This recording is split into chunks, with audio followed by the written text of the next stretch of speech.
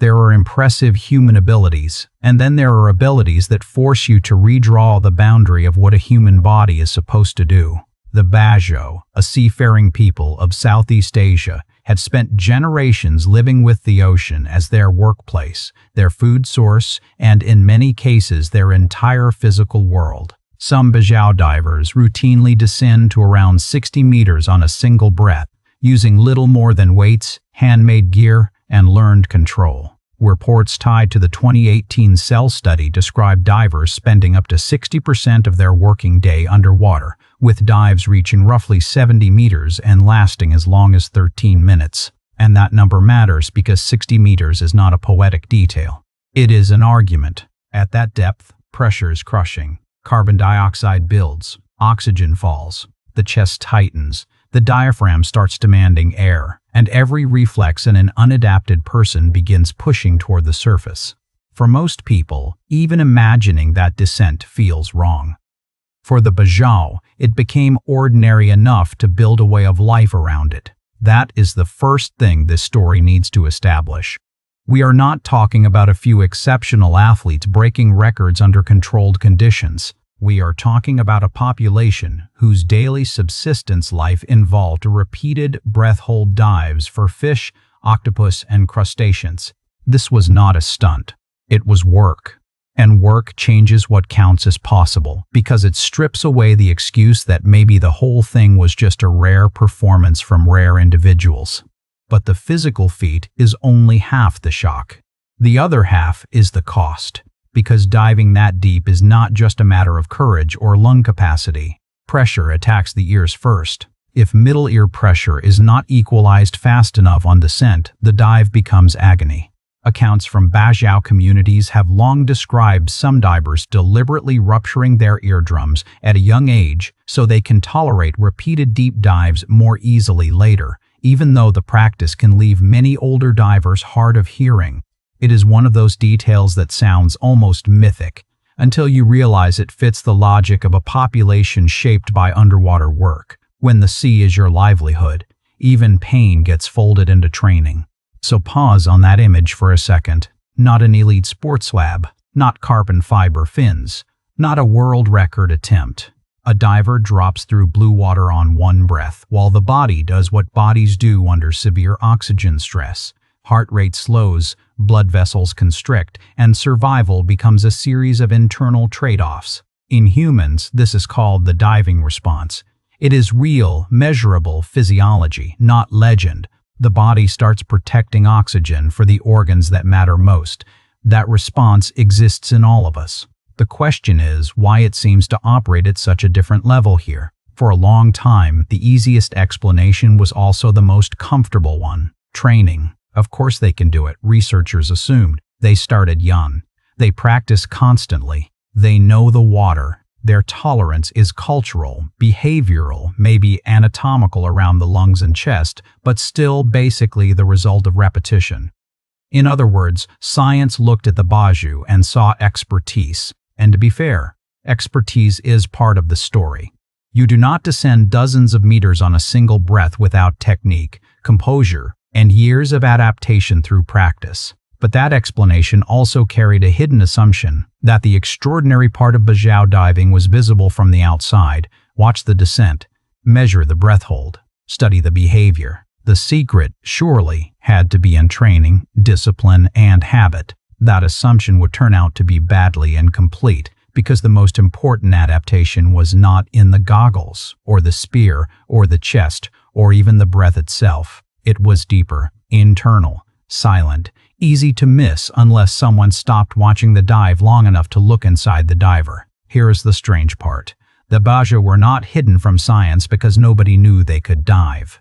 They were hidden because the wrong parts of the story were the easiest parts to see. From the outside, BAJAU diving looks like the kind of ability you would naturally explain through culture, repetition, and sheer skill, and that is not an unreasonable first guess.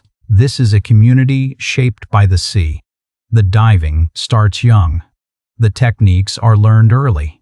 The work is constant. So if you're an anthropologist, you document lifeways, mobility, food gathering, tools, kinship, and survival at sea. If you are a diving observer, you watch the descent, the recovery, the rhythm, the behavior. The visible story keeps pulling your attention outward, and once a scientific field locks onto the visible story, it tends to stay there. The 2018 Cell paper makes this point indirectly, but very clearly. It says that human hypoxia tolerance had been studied extensively in high-altitude populations, while breath-hold diving populations had yet to be explored. That line matters. It tells you the field already had a preferred model for studying low oxygen in humans, mountains, not oceans. Chronic oxygen stress at altitude was the established route. Acute, repeated oxygen stress underwater was the neglected one. So the blind spot was not that scientists were lazy. It was more structural than that. Anthropology had one set of questions. Human physiology had another. Genetics had another. And the BAJAU sat right at the intersection of all three. That is exactly the kind of place where major findings can be missed for years, because each discipline assumes the critical answer probably lives somewhere else. In practice, the divers were famous, the lifestyle was famous, the feats were famous, but the internal machinery stayed mostly unmeasured. There was also a more specific problem. If you ask a casual observer what lets someone hold their breath longer, they usually say, lungs. Bigger lungs, stronger chest, better breathing.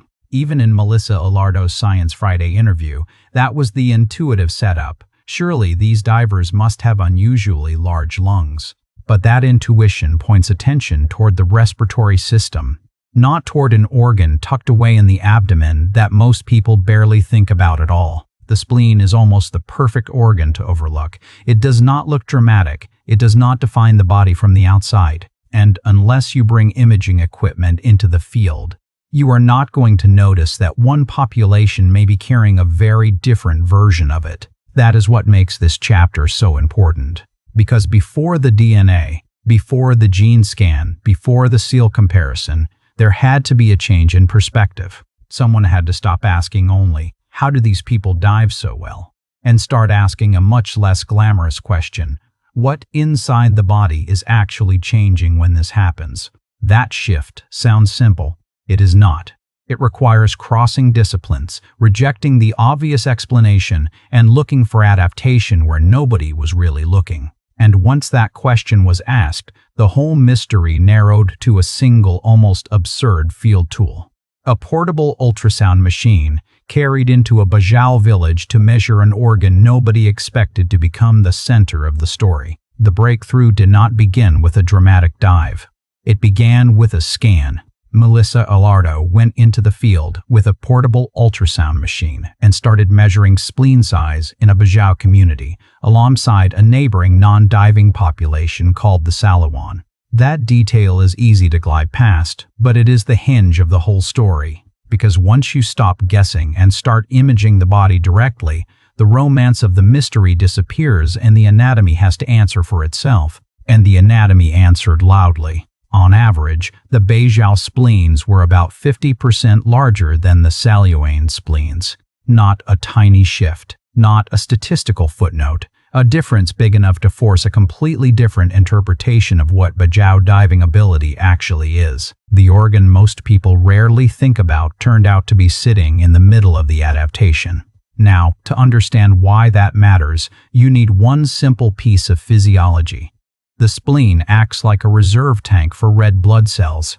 During the mammalian diving response, the spleen contracts and pushes oxygen-rich red blood cells into circulation. That means more oxygen becomes available right when breath is being held and the body is trying to protect the brain, heart, and other essential organs. In plain language, it is a built-in emergency oxygen boost. Humans have this response. Seals have it too. The question was whether the BAJAU were operating with a much larger tank. That is why this ultrasound result was such a shock. For years, the intuitive explanation for BAJAU performance had centered on training. Practice more, dive better, learn from childhood, tolerate more pressure, build technique, build confidence, build efficiency.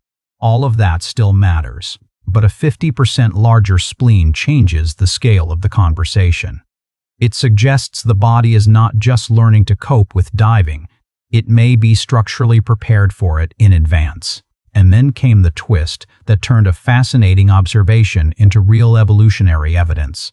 There was no meaningful difference in spleen size between BAJAU who actively dived and BAJAU who did not dive. Read that again, because it is the line that breaks the "it's just training" explanation. If repeated diving alone were creating the enlarged organ, then the people who spent their lives underwater should have had the biggest spleens, and the non-divers should have fallen closer to neighboring populations. But that is not what the scans showed. BAJAU non-divers generally still had the enlarged spleen. That is the moment the story changes categories. Before that result, you could still frame this as culture producing extreme performance. After that result, culture is no longer enough. Because culture can teach a child how to descend. Culture can teach equalization, timing, calm, and technique. But culture does not quietly enlarge the same internal organ across people who never perform the task. Once the non-divers were carrying the same anatomical signature, inheritance moved to the center of the case. And notice how elegant the logic is. The comparison was not BAJAU versus outsiders from another continent. It was BAJAU versus a nearby population, the Salawan, living in the same broad region but without the same diving lifestyle. That matters because it helps narrow the explanation. The difference is less likely to be some vague regional trait and more likely to be tied to the specific history of life at sea. So by this point in the investigation, the mystery had become much sharper. The impossible dives were real. The overlooked organ was real. The enlarged spleen was real, and the fact that non-divers also had it meant the adaptation was not simply trained into existence, which creates the next unavoidable question. If this trait is inherited, then where is the inheritance written? Not in the lungs, not in the mythology, not in the legend of the sea. In the genome. And once researchers went looking there, they found a genetic signal pointing toward the machinery that may have built this larger oxygen reservoir in the first place. That is where the story stops being an anatomical curiosity and becomes a DNA story. So now we reach the point where anatomy stops being enough. A larger spleen tells you what changed. It does not yet tell you why it changed, or how a trait like that gets stabilized across a population. For that, the researchers had to move from ultrasound to genomes, and when they compared BAJAU DNA with nearby comparison populations, the strongest signal they highlighted pointed to a gene called PDETAA. In the paper's own summary, the authors argue that natural selection on variants in PDETA increased spleen size in the BAJAU, giving them a larger reservoir of oxygen-rich red blood cells for diving. That sounds technical, so strip it down. A gene is not a superpower by itself. It is more like a dial inside a larger system. In this case, the proposed pathway runs through thyroid signaling. The BAJAU study did not claim scientists had watched PDETA directly grow a human spleen in real time. What it argued was more careful and more interesting. PDETA was a strong selected signal in the BAJAU, PDETA, and thyroid biology, and thyroid hormone has been linked to spleen size in animal work. So the most plausible model is that selection nudged an endocrine pathway that helped produce a larger spleen. That is not magic, it is regulation. And this is where a lot of people get lost, because genetic stories often sound more mysterious than they really are. The body does not need to invent a brand new organ to adapt. It can get a huge payoff by changing the settings on something it already has. Humans already possess a diving response. Humans already have spleens that can contract and release stored red blood cells. Humans already show individual variation in spleen size, and spleen volume has been shown to correlate with apnea performance in elite divers. The BAJAU case matters because it suggests natural selection acted on that existing machinery and pushed it in a direction that made repeated deep breath-hold diving more efficient. The study also reported another selected signal in BDKRB2, which the authors describe as a gene affecting the human diving reflex. That matters because successful diving is not just about oxygen storage. It is also about oxygen management. During a dive, blood flow gets prioritized. Heart rate drops. Peripheral circulation tightens. The body starts protecting the organs that cannot afford to fail. So the BAJAU adaptation is not best imagined as one oversized part doing all the work. It looks more like a coordinated package. One pathway tied to the oxygen reserve, another tied to the reflexes that conserve that reserve. Now comes the part that makes the story feel almost unreal. When researchers and physiologists talk about the BAJAU, they often reach for marine mammals because the logic is so similar. Deep diving seals, especially species like the Weddell seal, are famous for relying heavily on oxygen stored in blood and tissue rather than treating the lungs as the whole solution. Human physiology reviews note that humans share with seals the ability to contract the spleen and raise circulating hematocrit during apnea. But in deep diving seals, that system is far more extreme, with exceptionally large spleens acting as major red blood cell reservoirs. That is the key comparison. Not that the BAJAU somehow became seals, not that humans copied a seal gene, not that evolution repeated the exact same mutation. What converged was the strategy. Faced with the same brutal problem, how do you stay functional while oxygen disappears? Both lineages appear to lean on a similar physiological answer. Keep a larger circulating reserve of oxygen-carrying red blood cells ready to deploy. Then use the diving response to spend that reserve carefully. In evolutionary terms, that is the astonishing part. Very distant species can arrive at strikingly similar solutions when the physical constraints are hard enough. And that is why the BAJAU story matters beyond anthropology. It is one of the clearest modern examples of human adaptation to a severe environmental challenge that is measurable at multiple levels at once. You can see it in the lifestyle. You can see it in the organ. You can see it in the candidate genes. And you can interpret it through a physiological framework that already makes sense in diving mammals. That does not mean every detail is settled. The full molecular pathway still needs more work, and the authors themselves frame parts of the mechanism as the most likely explanation rather than the final word. But the broad picture is already powerful. Selection appears to have acted on oxygen management biology in a population whose survival depended on breath-hold diving, which brings us to the final step. Because once you understand that, you can stop treating this as an isolated marble and start reading it like a system. Not just, wow, that tribe can dive. But what environmental pressure was present? What trait changed? What evidence shows inheritance instead of training? What body system got modified? And what larger evolutionary pattern does it fit? That is exactly why I want to end with the evolutionary adaptation tracker. Because the BAJAU are not just a fascinating exception. They are a nearly perfect case study in how to recognize real adaptation when it appears in humans. So here is the bigger payoff of the BAJAU story. It is not just that one community can do something astonishing. It is that this case gives you a clean way to tell the difference between a skill, a body response, and an actual adaptation shaped by selection. And that matters, because people throw the word evolution around very loosely. The BAJAU let us slow that down and test it properly. The evidence chain here runs from lifestyle to physiology to anatomy to inheritance to genomic signal.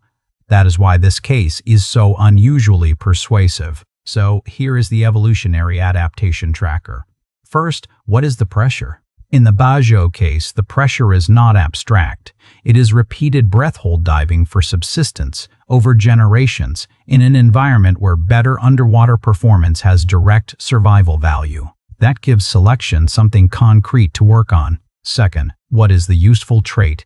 Not, they are amazing divers. That is too vague. The useful trait has to be specific. Here, the standout trait is enlarged spleen size because the spleen acts as a reservoir of oxygen-rich red blood cells that can be released during diving. A larger reservoir means a stronger oxygen backup at exactly the moment oxygen is getting scarce. Third, can training alone explain it? This is where weak evolutionary stories usually collapse. With the BAJAU, training is clearly part of performance, and studies in other humans suggest apnea practice can influence diving responses and even affect spleen-related physiology to some degree. But the BAJAU result goes further than training, because even individuals who did not dive still showed enlarged spleens. That is the key move from performance effect to inherited population trait. Fourth, is there a heritable biological pathway? In this case, yes, at least strongly enough to make the argument serious. The BAJAU study found selection signals at genes including PDETNA, which the authors linked to thyroid-related pathways associated with spleen size, and BDKRB2, associated with aspects of the diving reflex. That does not mean every molecular detail is finished science, but it does mean the adaptation is not just a story about discipline. There is a plausible inherited mechanism underneath it. And fifth, does the solution fit a broader evolutionary pattern? This is where the story jumps from impressive to profound. Deep-diving mammals also rely heavily on spleen-mediated oxygen management and strong diving responses. Humans and Weddell seals did not become similar because they share the same recent ancestry or the same exact mutation. They became similar because the same physical problem can favor the same kind of physiological solution. That is convergent evolution in its most intuitive form, different lineages, similar survival logic. And once you run that tracker, the BAJAU stop looking like an anecdote. They become a model. Environmental pressure. A measurable trait. Evidence against training as the whole explanation. A candidate genetic pathway. A physiological pattern that matches what evolution has done elsewhere. That is why this story lands so hard. Because it reminds us that human evolution is not only buried in fossils or lost in prehistory. Sometimes it is still visible in living populations, written into ordinary organs, hidden under everyday survival, waiting for somebody to ask the right question and bring the right machine. And the BAJAU answer that question with one of the clearest messages in modern biology. The human body is not fixed. It is negotiable. Under enough pressure, across enough generations, it can still surprise us. If extreme human evolution fascinates you, like the video. Because this may be one of the clearest examples we have of DNA reshaping what a human body can do underwater.